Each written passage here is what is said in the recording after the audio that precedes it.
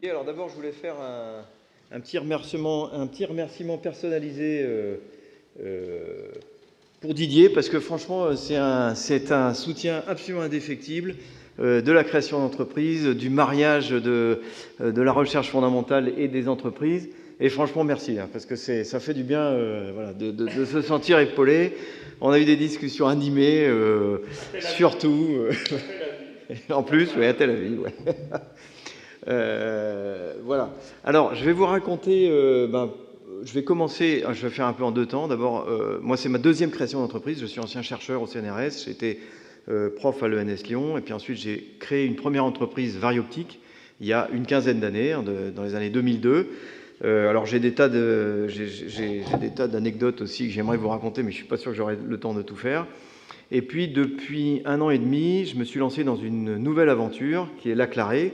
Et je vais commencer par vous raconter celle-là avant de passer un petit peu à, disons, ces deux entreprises. Est-ce qu'elles se ressemblent, comment elles sont un petit peu différentes et similaires.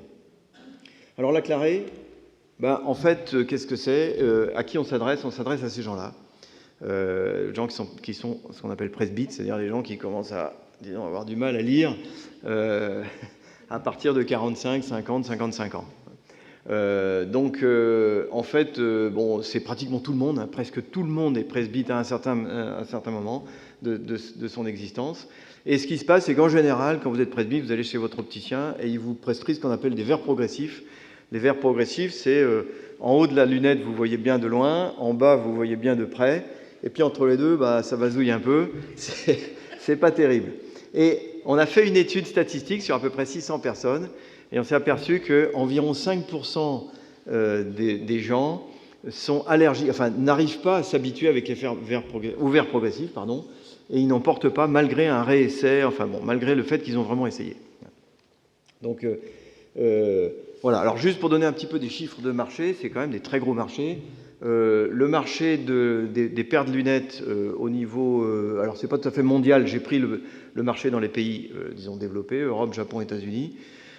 C'est à peu près 100 milliards d'euros. Et là-dessus, il y a à peu près 50% qui est lié à la presbytie, c'est-à-dire les gens qui ont des lunettes à partir de 45-50 ans. Le reste, c'est les problèmes de vue des personnes qui sont plus jeunes, astigmatisme, presbytie, myopie ou hypermétropie. Donc la moitié, c'est la presbytie. Et puis nous, on vise en fait justement d'adresser ces 5% là, la niche là-dedans, c'est les gens qui justement sont allergiques aux verres progressifs.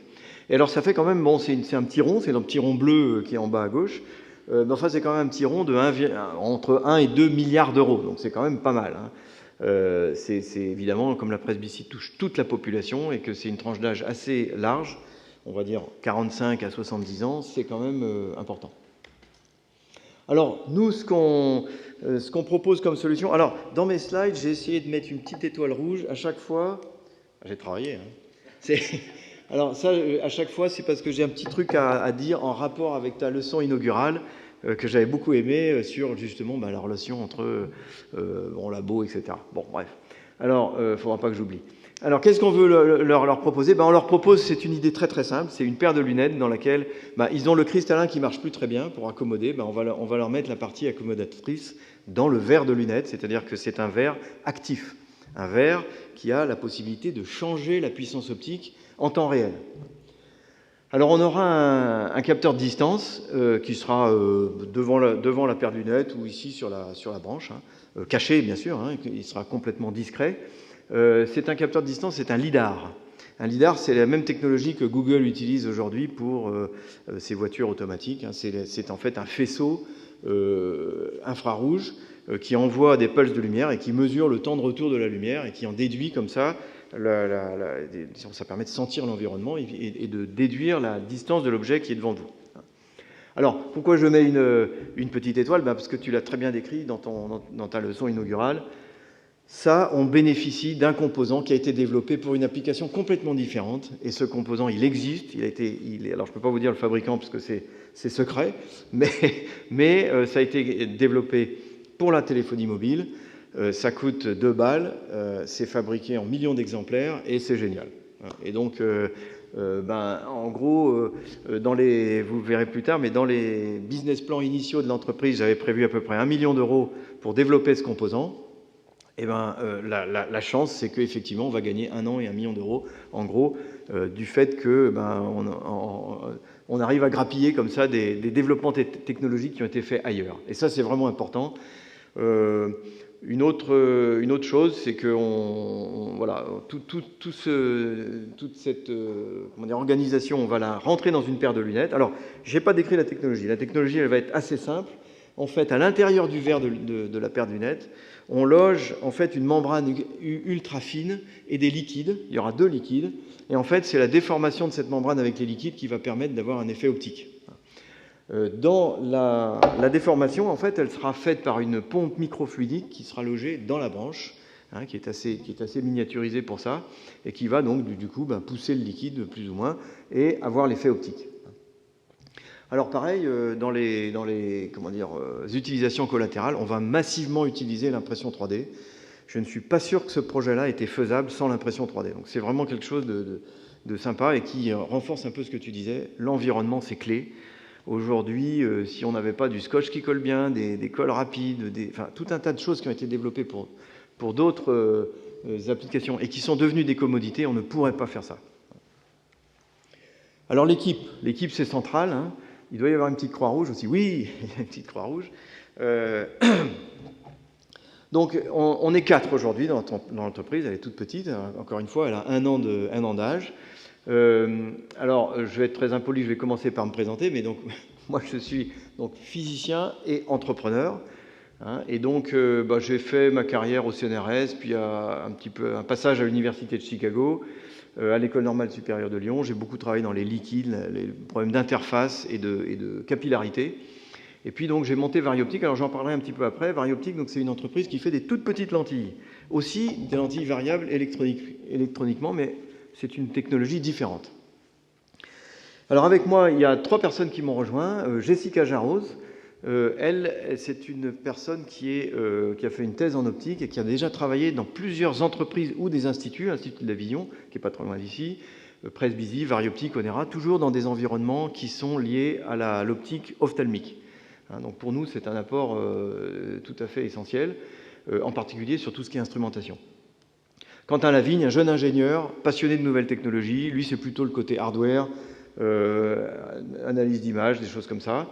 Et puis récemment, un jeune ingénieur, Norbert Moliex, qui n'est pas tout à fait encore ingénieur, mais qu'on espère bien garder avec nous, qui a pour spécialité les matériaux. Alors le petit coin rouge, pour la petite étoile rouge, pour faire, disons, rappel de ce que tu disais, je crois que vraiment ce qui est fondamental, c'est la biodiversité. C'est absolument important de diversifier les recrutements et d'avoir des équipes qui vont pouvoir adresser plusieurs thématiques. Et aussi bien dans Varioptic, ma première entreprise, que dans la Clarée, celle-ci, c'est vraiment clé. Alors les innovations, on a aujourd'hui 2 brevets qui ont été pris l'année dernière. Un brevet sur la structure optique du verre. Alors, en fait, c'est une espèce de structure en doublet. Hein, c'est assez courant, les doublets en optique. Bon, là, c'est un petit peu spécial, mais c'est un doublet assez fin. Hein, et encore une fois, alors, l'idée clé de la Clarée, c'est de faire une paire de lunettes qui ressemble à ça, c'est-à-dire à n'importe quelle autre paire de lunettes. On veut absolument que la technologie soit complètement discrète. Ça fait partie du cahier des charges de la technologie. Et c'est pour ça que j'ai choisi et que j'ai inventé cette technologie. C'est pour que ce soit discret. Donc ça, je l'ai grossi évidemment pour les besoins de l'image, mais c'est intégré dans le verre, dans l'épaisseur du verre. Le verre ne sera pas plus épais, enfin à peine plus épais, disons moins d'1 millimètre de plus d'épaisseur qu'un verre ordinaire. Donc ça, c'est le premier patent. Le deuxième brevet, c'est un brevet sur justement la pompe microfluidique qu'on aura dans la branche. Alors j'expliquerai pourquoi il y a un brevet là-dessus, c'est pas tout à fait évident. Et puis on a un troisième brevet en gestation avec un laboratoire partenaire qui est un laboratoire excellent qui s'appelle l'INL, Institut des nanotechnologies de Lyon, qui est un laboratoire qui, contrairement à son nom, qui est surtout très fort en microtechnologie, mais ça nous intéresse beaucoup. Alors, par exemple, on a eu besoin de faire une microgrille, une électrode en microgrille qui nous ont faites avec de l'attaque anisotrope du silicium. C'était tout à fait extraordinaire.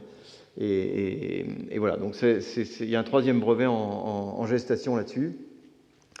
Pourquoi j'ai mis une petite... Ah oui, alors pareil, une petite étoile pour Didier, là, pareil, hein. Ça, c'est un composant. En fait, la technologie repose, je ne peux pas vous dire comment ça marche parce que les brevets ne sont pas encore publiés, mais en gros, c'est quand même une technologie électrostatique. Et toutes les technologies électrostatiques, avec des MEMS, des choses comme ça, plus ou moins, les tensions de commande sont entre 50 et 150 volts, on va dire. Donc il faut quand même générer une tension relativement élevée. Et là, pareil, banco, on a un petit chip qui fait ça. C'est un petit circuit de 3 mm par 3 mm qui, avec une tension batterie, vous génère du 200 volts alternatif, exactement comme on veut, avec les bonnes fréquences et tout. Et ça, c'est quand même... c'est pareil, c'est cadeau, c'est génial, parce que sinon, il aurait fallu développer tout ça, et c'est quand même compliqué. On est au début de l'entreprise, et donc... j'ai peut-être appuyé une fois de trop. Enfin, voilà. Donc, alors, la première chose... je vais revenir à ça après. Excusez-moi, mon PC rame un peu. Là, on a la moitié de la diapo, mais enfin la vidéo qui va. Voilà. Alors donc, la première chose, c'était de montrer le concept. C'est vraiment important. Alors, même pour moi, j'étais convaincu que le truc allait marcher. J'avais testé bout par bout, mais il y a un moment où il faut quand même mettre tout ensemble et vérifier que ça marche. Alors là, on a mis tout ensemble, on a mis une pompe microfluidique, on a mis un verre. Alors, on ne voyait pas très bien, mais là, il est rectangulaire. Évidemment, dans la vraie application, il ne sera pas rectangulaire. Il aura la forme de la monture de la lunette. Et au centre de ce verre, il y a une partie ronde. Vous la voyez ici, vous la voyez variée. Et on voit la variation de puissance. Ici, c'est à peu près 3 dioptries. J'y reviendrai un petit peu après. C'est assez important. Donc ça, c'était décembre 2016. Alors, j'insiste sur les dates parce que c'est la diapo d'après. Ce que je disais avec un des intervenants ce matin, là, c'est moi j'attache énormément d'importance à l'opérationnel. La stratégie, je ne sais plus, il y en a une de vous qui l'a dit, si on se trompe, ouais, on peut se tromper. De toute façon, on y reviendra tous les jours, toutes les semaines. Donc dans le cours de la start-up, ça va être quelque chose qu'on va discuter. Donc c'est important de réfléchir à la stratégie, mais l'opérationnel, c'est absolument clé. Et donc, l'idée, c'est d'avoir un plan qui soit bien établi et de passer les milestones en temps, en heure. Donc là, on s'était mis 2 milestones pour cette année. En décembre, le démonstrateur que je vous ai montré, qui est un démonstrateur à un œil, en gros, c'est juste la technologie. Et un deuxième démonstrateur, on vient de le réaliser, c'était la semaine dernière. Alors, je suis très content parce qu'on l'a réussi à le faire en temps, en heure. Et là, c'est une maquette complète, vous le voyez peut-être bien. Bon, c'est une espèce de grosse paire de lunettes énorme. C'est plein de fils partout. On s'en fiche, c'était pas le but, mais ça marche. On peut le tester. Et moi qui suis presbyte, je peux vous dire, je l'ai essayé, c'est génial. C'est franchement génial. Donc, voilà. Et alors, j'insiste là-dessus parce que c'est vraiment important, en temps, en heure, ça sécurise tout le plan. Quand l'opérationnel suit, vous vous sentez mieux en tant que dirigeant, les salariés sont bien mieux, tout l'environnement, il voit que vous faites votre plan en temps, en heure. On est sous-staffé, on n'a pas assez de monde, on n'a pas encore assez de fric, évidemment, mais on tient quand même le calendrier. Ça, c'est vraiment important. Et c'est la difficulté, parce qu'évidemment, on est toujours un peu plus ou moins sous-dimensionné. Je pense que vous ne me contredirez pas. Bon, bref. Voilà, donc ça c'est notre roadmap, et notre roadmap en fait elle part des patentes l'année dernière, et notre but c'est d'avoir un premier prototype, mais qui ressemble à ça, qui ressemble à une vraie paire de lunettes, fin 2018. Voilà, alors on a un certain nombre de ce qu'on appelle d'actifs. Alors un des actifs, c'est qu'on a une architecture électronique qui est déjà donnée. Alors cette architecture, elle comprend tout le reste de la technologie, à part la partie optique. Il y a ce qu'on appelle des engins, en anglais des engines, c'est-à-dire la partie justement pompe plus verre. Et puis tout ça est piloté par une partie électronique. Alors la paire de lunettes sera rechargée, elle sera rechargée la nuit. Heureusement, on n'utilise pas la paire de lunettes la nuit. Donc l'idée, c'est de la recharger en la posant sur une plaque par induction. Et tout ça repose sur des composants électroniques existants. Donc ça, c'est bien parce que ça nous sécurise beaucoup. On sait qu'on n'est pas dans le rêve en se disant oui, ça va, on va trouver une solution. Non, on l'a. La solution, on l'a. Alors, le plan de développement de l'entreprise, ben, en fait, bon, on l'a fait sur un certain nombre d'années pour justement voir un petit peu le développement complet de l'entreprise. Il y a une première phase de ce qu'on appelle de bêta prototype, hein, donc en gros qui doit arriver à prototype bêta, pardon, qui doit arriver fin 2018 à la paire de lunettes. Alors ça a deux intérêts. D'abord, montrer que c'est possible. Ça, c'est vraiment important pour le marché, pour l'industrie, pour leur montrer que oui, c'est possible. Parce que les slides, c'est bien, mais ça ne marche pas aussi bien que de montrer, oui, voilà, on a fait un prototype qui marche. Et puis les gens peuvent l'essayer. Et alors, c'est un deuxième intérêt, c'est qu'une fois qu'on a le prototype, on peut faire... Alors, nous, on n'a pas une étude clinique, comme vous, mais on a quand même besoin de montrer à quel point notre produit est meilleur pour les gens qui le portent, hein, et quel confort il amène, quelle sécurisation, voilà. Et ça, c'est important, d'une part, pour les agences de remboursement, hein, c'est-à-dire qu'il faut justifier qu'on apporte un plus pour que les mutuelles, la Sécu, etc., acceptent de rembourser. Et puis c'est quand même, bon, quand même un produit qui va être prescrit par l'ophtalmo. Hein, donc il faut que l'ophtalmo, lui, il sente que, bah oui, il y a un bénéfice. Quoi, hein. Si c'est juste pour faire du commerce, ça va moins l'intéresser. Hein. Voilà, après, on aura une partie, disons, industrialisation en parallèle de cette étude légale. Et puis, donc, après, le lancement sur le marché à partir de 2020. Alors là, l'idée, c'est d'aller avec deux outils de commercialisation. Il y a des pays où on va attaquer le truc en direct, c'est-à-dire que nos clients, ce sera les opticiens, directement, et des pays où on va s'allier à des grandes structures de détaillants optiques, hein, les Afflelou et compagnie, et dans lequel on va nouer des accords pour accélérer le développement commercial. Parce que on vend un produit... Alors, ce n'est pas tout à fait du B2C, ce qu'on appelle du B2C, mais presque. Hein. C'est-à-dire qu'on n'est pas loin quand même de vendre au client final. Alors, pas tout à fait, parce que c'est quand même l'opticien, mais c'est pas loin. Voilà, juste pour disons, vous donner un petit peu une idée un peu de l'environnement. Alors déjà, il y a quelque chose qu'il faut comprendre, c'est que la presbytie, en fait, il y a plusieurs façons de la corriger, mais quand même, dans la très grande majorité des cas, c'est quand même les paires de lunettes que les gens choisissent. Il y a quelques gens qui adoptent les lentilles de contact, quelques-uns la chirurgie, mais c'est assez minoritaire, et ces pourcentages-là, contrairement à ce que ce qu'on pourrait penser intuitivement, n'évoluent pas tellement dans le temps. Alors la chirurgie, ben, elle fait des progrès, c'est sûr, mais la chirurgie de la presbytie, c'est quand même toujours un compromis, parce que on ne vous rend pas la plasticité du cristallin par la chirurgie. C'est qu'on peut faire des ruses, à mettre des multifocales et tout ça, mais enfin, c'est quand même, on dégrade quand même une partie de la vision pour en retrouver une autre, quoi. Et c'est irréversible. Les lentilles de contact, bon, ben, il y a comment dire, à peu près 10% du marché qui est là-dessus. Mais pas plus. Alors ça, c'est tout un tas de technologies, et nous, on est dans la dernière, hein, ce qui est un peu les technologies qui sont en devenir, qui sont les technologies actives. Hein. Beaucoup de choses existent passivement, en particulier les verres progressifs. Et alors, dans la catégorie active, ben, on n'est pas les seuls. Il y a des lunettes électroniques, mais il y a aussi des projets d'implants intraoculaires électroniques et de lentilles de contact électroniques. Bon. Ça, c'est des projets qui sont assez futuristes, hein, parce que les barrières légales sont énormes. Hein, même une lentille de contact, ça a l'air de rien, mais si elle ne laisse pas passer assez bien l'oxygène, vous pouvez perdre l'œil. Hein, donc c'est quand même assez sévère. Donc ça, c'est des projets qui vont sans doute déboucher, disons, pas avant 15-20 ans. Hein. Donc nous, l'idée, c'est, on ne veut pas attendre ça, on veut mettre sur le marché quelque chose qui est plus rapide que ça. Alors, on a des compétiteurs, heureusement et malheureusement. Donc, alors, il y en a plein, je vais pas tout commenter, hein, mais enfin, en gros, voilà, il y a eu une entreprise qu'on ne peut pas ne pas citer, qui était Pixel Optic, qui était très connue. C'est une très grosse start-up américaine. Ils ont levé, je ne sais pas, au moins 100 millions de dollars.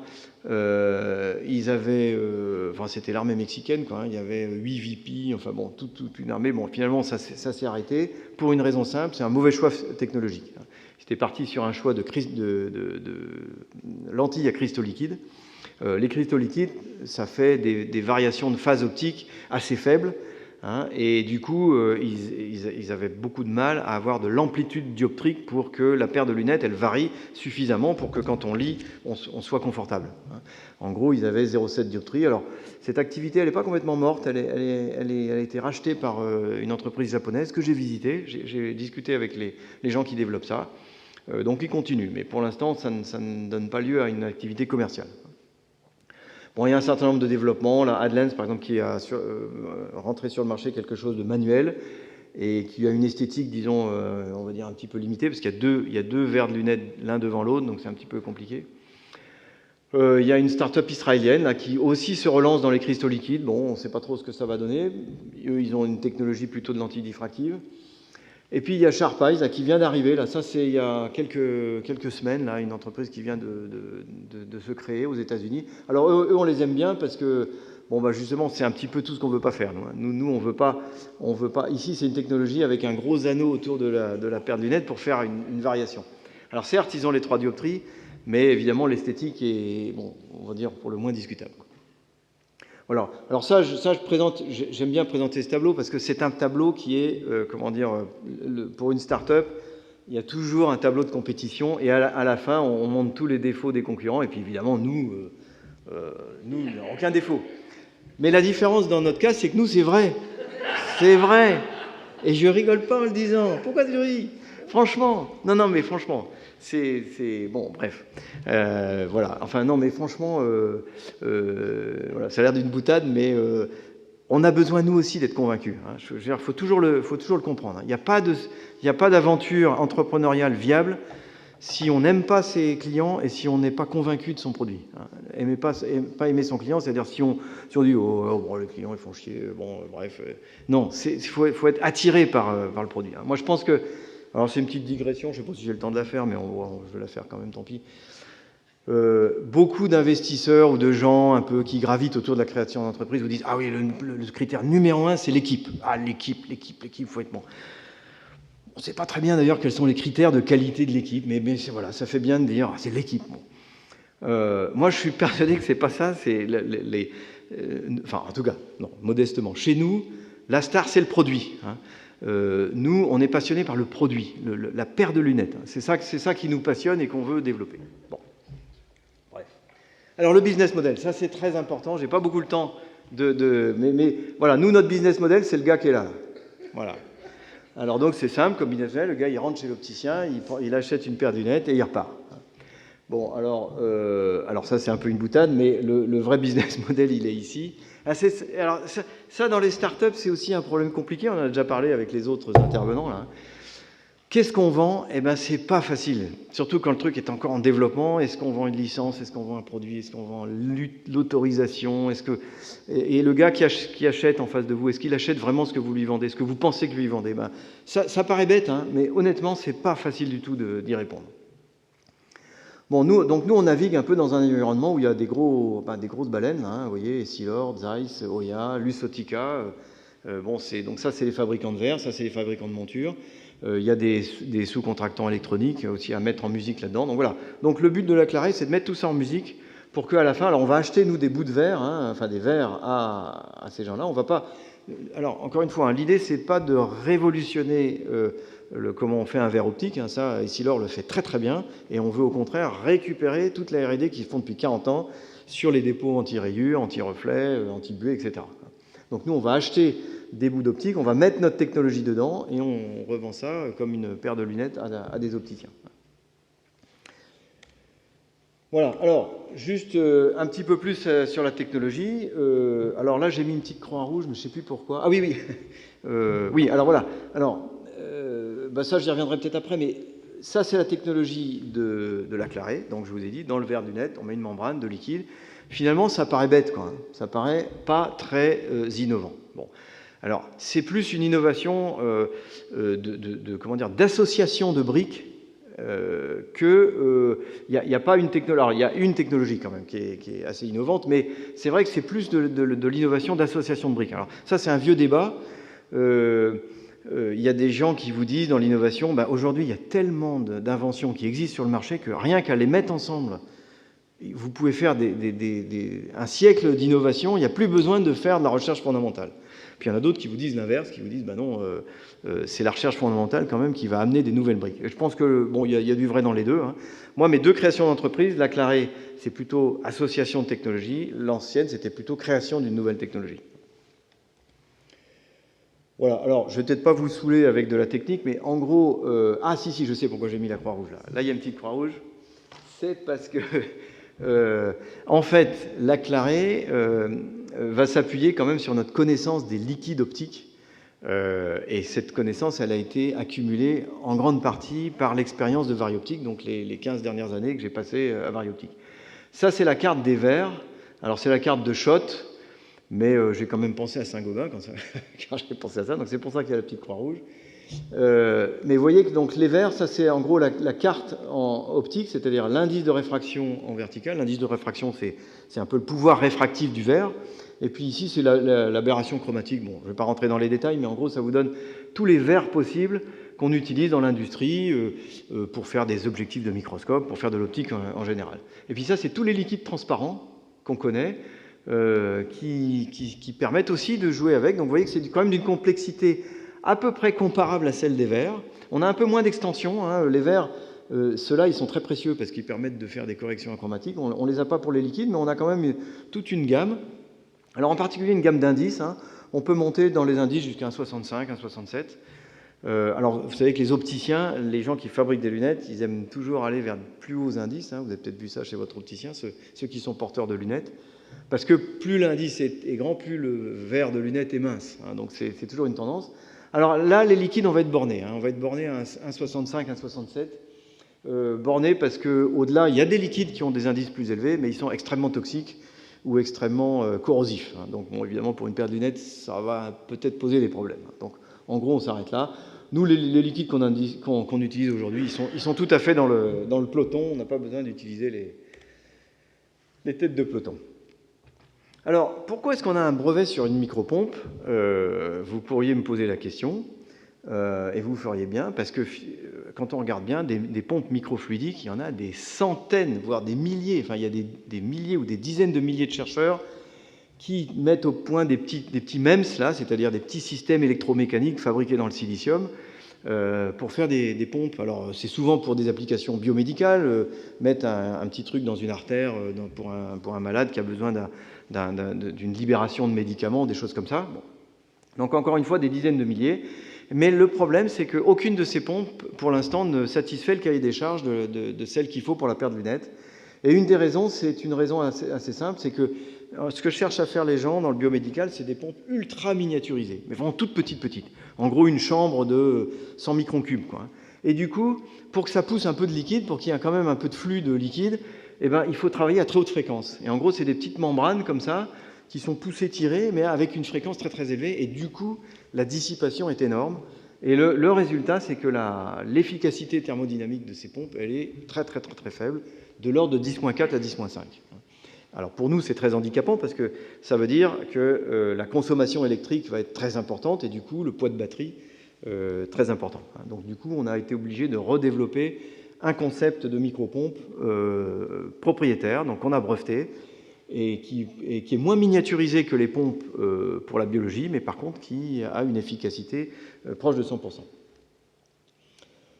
Voilà, là je vais passer parce que c'est un peu tard. Voilà, alors je vais faire un tout petit retour sur Varioptique. Donc on va changer d'entreprise, on revient à la première, parce que c'est quand même deux technologies un petit peu différentes. Alors à Varioptique, on utilisait ce qu'on appelle une technologie d'électromouillage. Donc ça, c'est cette technologie qui était vraiment issue de la recherche fondamentale, puisque les recherches en électromouillage, en tout cas sur des liquides aqueux, ça datait des années 90, on va dire 85, 90, 95. Il y avait eu des recherches sur l'électromouillage. Alors l'électromouillage, c'est ce que vous avez vu en haut, c'est-à-dire une goutte dont l'angle de contact varie en fonction du champ électrique. Alors il y avait eu pas mal d'essais il y a très longtemps sur des gouttes de mercure, mais enfin le mercure, c'est pas un liquide transparent, et puis c'est quand même toxique. Donc voilà, des recherches qui pouvaient être utilisables dans un produit, c'est seulement il y a, disons, on va dire 20-30 ans. Et du coup, la première entreprise, l'idée c'était de prendre ces travaux d'électromouillage et d'en faire une lentille. Et ça a été assez long, hein, vous voyez que les premiers travaux 90-93, premier patent 95, et puis premier produit, je saute directement ici, hein, on est à 2007. Hein, donc 2007, on a une ligne de production qui produit des produits, et ces produits sont fiables, hein, et on commence à les vendre. Et en fait, c'est un petit peu comme ce qu'a expliqué, je crois que c'est Jérémy, ouais, ce matin.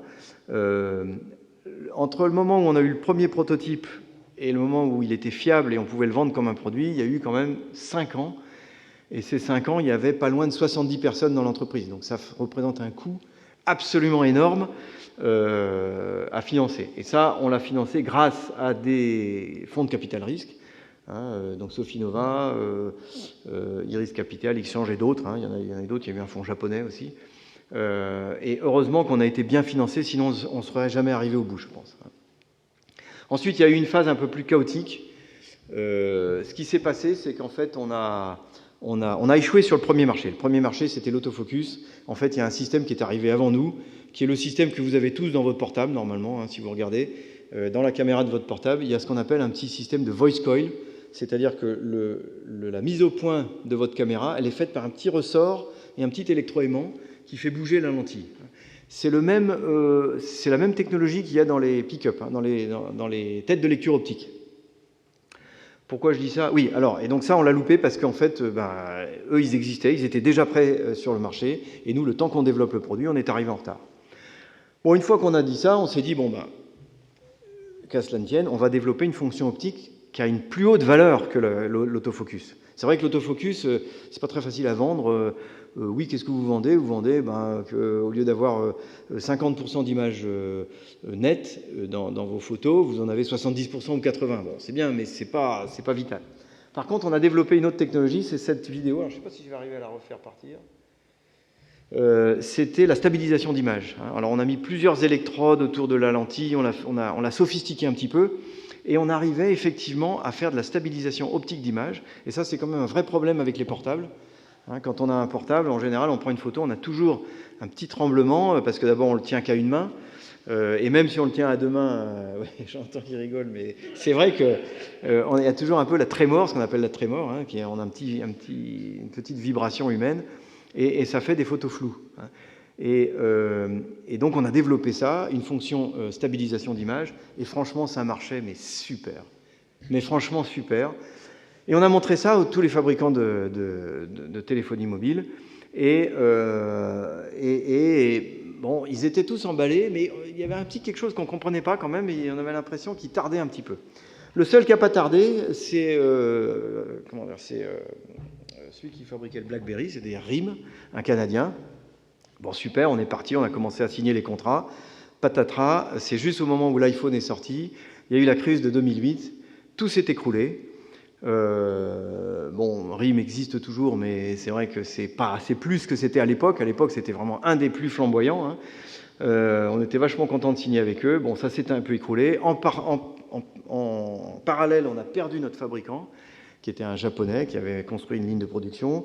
On a perdu tous nos autres clients. Enfin voilà, on s'est retrouvé en 2008, après la crise financière. Nous, on pensait avoir à peu près rien à voir avec la crise financière. Et ben, en fait, si. Hein, et on a été, franchement, on était complètement démunis, quoi. Alors, heureusement, on a réussi quand même à repartir parce qu'on avait quand même un petit marché qu'on avait gardé. Alors, ça va un peu contre ce qu'on disait tout à l'heure. Heureusement qu'on l'avait gardé en parallèle. On avait adressé le marché des caméras digitales professionnelles. Alors, c'est typiquement, alors c'est des noms que vous ne connaissez pas, parce que justement, c'est des caméras professionnelles. C'est Cognex, Optoelectronics, enfin des gens comme ça, au Japon, aux États-Unis, Datalogic en Europe. Et c'est des gens qui font des caméras. En gros, c'est la même caméra que votre portable, sauf qu'elle vaut 1 500 €, et elle est faite pour être mise sur des lignes de production. Par exemple, FedEx s'est équipé avec notre technologie, et ils ont doublé la vitesse de leur tapis roulant pour trier les tapis, parce que les caméras arrivaient à lire beaucoup plus rapidement les codes barres. Donc, alors, on avait ce petit marché, et du coup, on est reparti avec ce marché sur une base un peu plus modeste. Aujourd'hui, Varioptic, c'est à peu près 30 personnes. Hein, donc, il y a eu d'autres péripéties. On a été racheté par le groupe Parrot.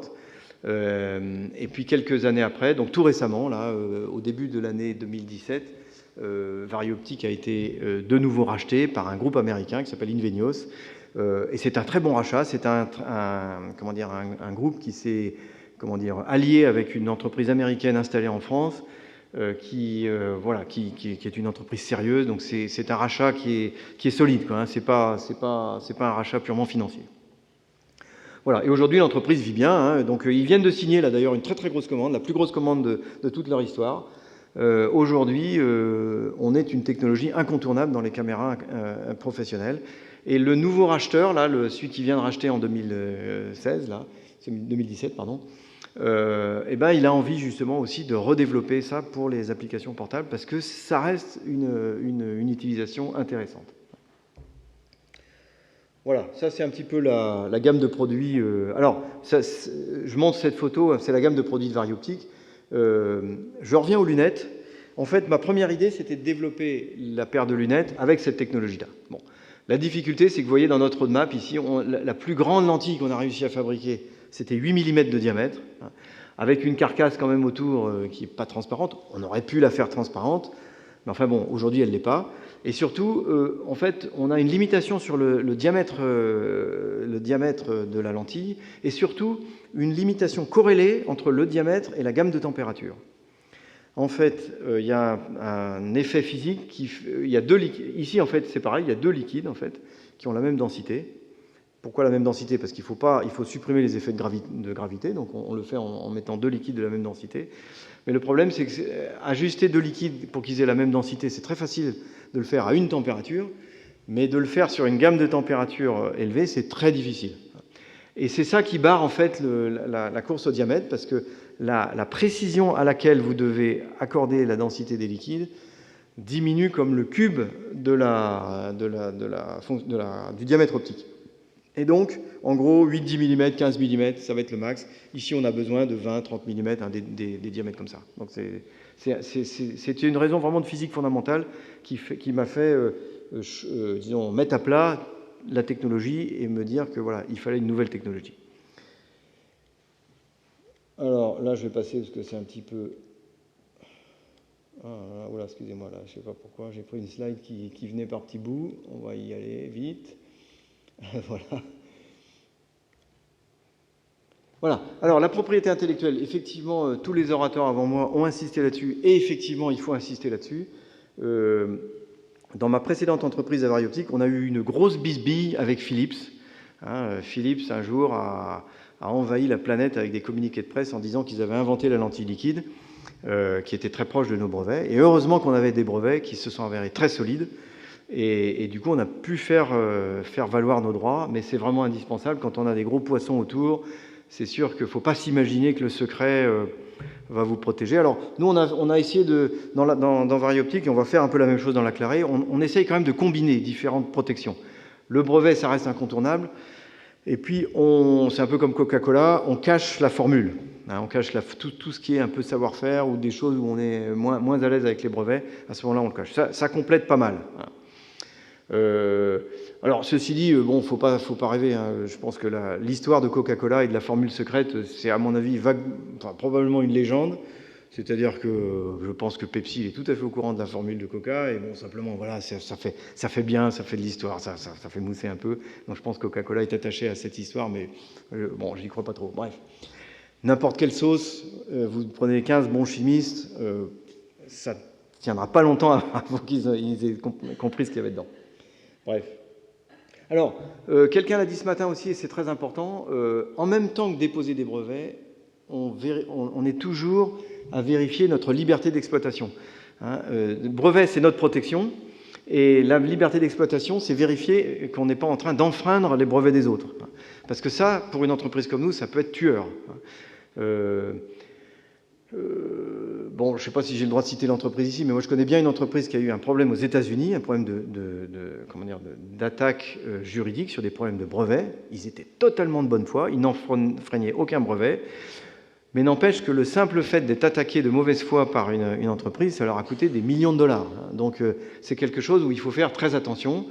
Donc voilà, il faut y passer presque autant de temps à fabriquer un portefeuille de brevets qu'à aussi vérifier l'état de l'art autour. Et puis en plus, ça donne des idées. Hein. Quand on va voir les autres, bon, on voit un peu ce qui se fait et c'est toujours très intéressant.